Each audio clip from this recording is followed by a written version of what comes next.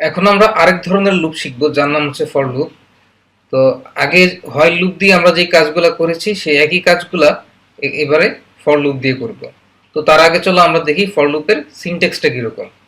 তো ফর লুপে তোমাদের যেটা করতে হবে, তোমাদের লিখতে হবে ফর,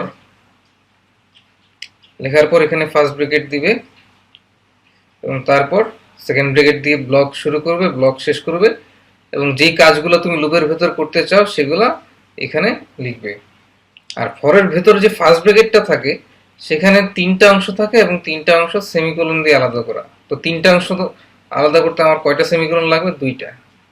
এটা হচ্ছে প্রথম অংশ, এটা হচ্ছে দ্বিতীয় অংশ, এটা হচ্ছে তৃতীয় অংশ। তো লুপের মধ্যে যে শর্তটা রাখতে হয়, যে শর্তটা যতক্ষণ সত্যি হবে ততক্ষণ লুপের ভেতরের কাজটা হবে, তো সেই শর্তটা হচ্ছে এইখানে থাকবে, এখানে থাকবে সেই শর্ত। তাহলে এই দুই অংশের কাজ কি? তো এই দুই অংশের কাজ কি? এখানে তুমি লুপের কাজ শুরু করার আগে কোনো কিছু যদি কোনো স্টেটমেন্ট লিখতে চাও সেটা তুমি এখানে লিখতে লিখতে পারো। এটাকে অনেক সময় লুপ ইনিশিয়ালাইজেশনও বলে, মানে লুপ শুরুর সময় যদি কোনো কাজ থাকে তুমি সেটা এখানে লিখবে। এখানে হচ্ছে তাহলে শুরুর কাজ, শুরুর কাজ, এবং এখানে থাকবে শর্ত।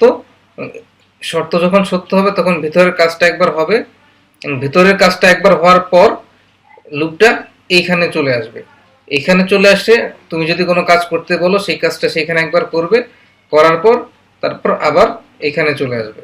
তার মানে ফর লুপটা, আমি আবার বলছি, শুরুতে একদম প্রোগ্রাম যখন ফর লুপে ঢুকবে তখন এই কাজটা আগে হবে, এই কাজটা হওয়ার পর শর্ত চেক করা হবে, শর্ত যদি সত্য হয় লুপের ভেতরের কাজ হবে, এবং লুপের ভেতরের কাজ শেষ করে সে আবার এখানে যদি কোনো একটা কাজ থাকে সেই কাজটা করবে, এবং করার পর আবার শর্ত চেক করবে।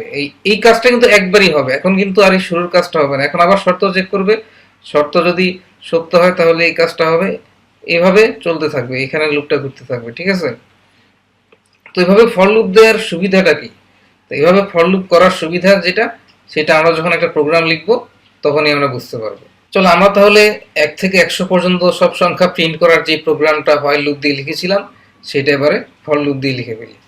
তো এই জন্য আমি লিখবো ফর n সমান 1,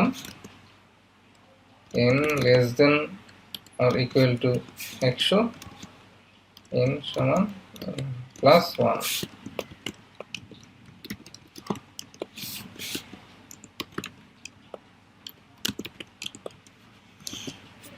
তো দেখো এখানে আমি কি লিখেছি, n একটি ভেরিয়েবল ডিক্লেয়ার করার পর এই যে ফর লুপের প্রথম যে অংশ ইনিশিয়ালাইজেশন, সেখানে আমি শুরুর অংশে n এর মান 1 বলে দিয়েছি। তো n এর মান হবে 1, এবং তারপর প্রোগ্রামটা চলে যাবে দ্বিতীয় অংশে, যেখানে n less than or equal to 100 কিনা সেটা আমি চেক করছি। হ্যাঁ, এটা সত্য, তাহলে এই প্রিন্টের কাজটা হবে, এবং প্রিন্টের কাজটা যখন শেষ হবে তখন এই যে লুপের যে তৃতীয় অংশটা ফার্স্ট ব্র্যাকেটের ভিতর, সেই তৃতীয় অংশের কাজটা হবে। তার মানে n এর মান এখানে 1 বেড়ে যাবে, বেড়ে যাওয়ার পর আবার সেই শর্ত পরীক্ষা হবে, আবার প্রিন্টের কাজটা হবে, এভাবেই প্রোগ্রামটা চলতে থাকবে। তো প্রোগ্রামটা আমরা রান করে দেখি। এখানে কিন্তু আমরা 1 2 3 4 5 6 7 8 9 এইভাবে 100 পর্যন্ত প্রিন্ট করে দিয়েছি। তো চলো এখন আমরা আরেকটা প্রোগ্রাম লিখি, যেটা কি করতো, আগের বার হোয়াইল লুপের জন্য যেভাবে লিখেছিলাম যে 1 থেকে 100 পর্যন্ত শুধু জোড় সংখ্যাগুলো প্রিন্ট করতে হবে। তাহলে জোড় সংখ্যাগুলো প্রিন্ট করতে গেলে কি করতে হবে? আমার প্রথম জোড় সংখ্যা কোনটা? আমার প্রথম জোড় সংখ্যা হচ্ছে 2, মানে 1 থেকে 100 মধ্যে। তাহলে আমি n এর মান 2 বলে দিলাম। 2 এর জন্য সে এখানে পরীক্ষা করবে 2 100 চেয়ে ছোট বা সমান কিনা। হ্যাঁ, 2 100 চেয়ে ছোট, তাহলে 2 এর মান প্রিন্ট হবে, এবং প্রিন্ট হওয়ার পর 2 এর মান এখানে 1 বেড়ে যাবে, 3 হয়ে যাবে। কিন্তু আমি যেহেতু শুধু জোড় সংখ্যাগুলো প্রিন্ট করতে চাই, আমি এখানে 2 2 করে বাড়াবো, তার মানে 2 4 6 8 এভাবে বাড়াবো। এবং এভাবে যদি বাড়াই, তুমি এখন প্রোগ্রামটা দেখো, আমরা রান করলাম যে 2 4 6 8 10 12 14 100 এভাবে সব জোড় সংখ্যাগুলা প্রিন্ট হচ্ছে। তো ফর লুপের ভেতরে তাহলে আমরা দেখতে পেলাম যে তিনটা অংশ থাকে। প্রথম অংশে হচ্ছে ইনিশিয়ালাইজেশন, এখানে কিন্তু 2 এর মান একবারই সেট হবে, যে n সমান 2 এই জিনিসটা একবার হবে, এবং তারপর এই পরীক্ষাটা হবে। তো তুমি বলো তো এই পরীক্ষাটা এখানে কতবার হবে? তো এখানে এই পরীক্ষাটা 51 বার হবে। কেন? এখানে দুই থেকে 100 পর্যন্ত 50টা জোড় সংখ্যার জন্য সে কিন্তু 50 বার চেক করবে, এবং শেষবার যখন এন এর মান 102 হয়ে যাবে তখন আরেকবার চেক করবে 51 বার, এবং তখন কিন্তু এই কাজটা হবে না। এই কাজটা যখন হবে না তখন সে এখানে চলে আসবে। তো আশা করি ফর লুপের ব্যাপারটাও তোমরা বুঝতে পেরেছো। তো এখন আমি আর একটু যদি উল্টাপাল্টা করি, যে আমার কিন্তু এই তিনটা অংশ যে লিখতে হবে এখানে এমন কোনো কথা নাই। যেমন n সমান n+2 আমি এখানে চাইলে নাও লিখতে পারি।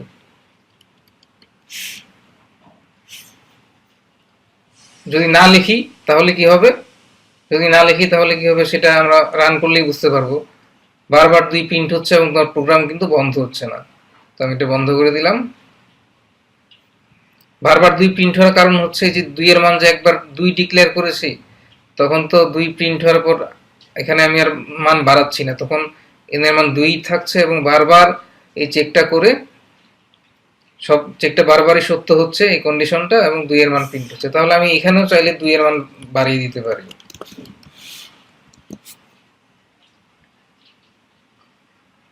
এখন কিন্তু আবার তুমি দেখো 100 পর্যন্ত প্রিন্ট হয়েছে 2 থেকে শুরু করে। তো এটা যেহেতু যদি এখানেই করতে পারি, তাহলে এই জায়গাটার দরকারটা কি, তৃতীয় জায়গাটার দরকারটা কি?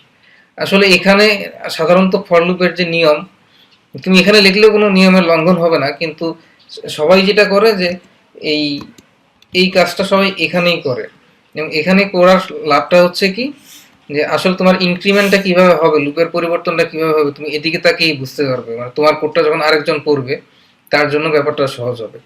আবার এন এর যে ইনিশিয়ালাইজেশনটা বা শুরুর যে মানটা, সেটা কিন্তু এখানে না দিলেও হতো। আমি যদি ইন্ট এন সমান 2 দিতাম তাহলে কিন্তু কোনো সমস্যা নেই।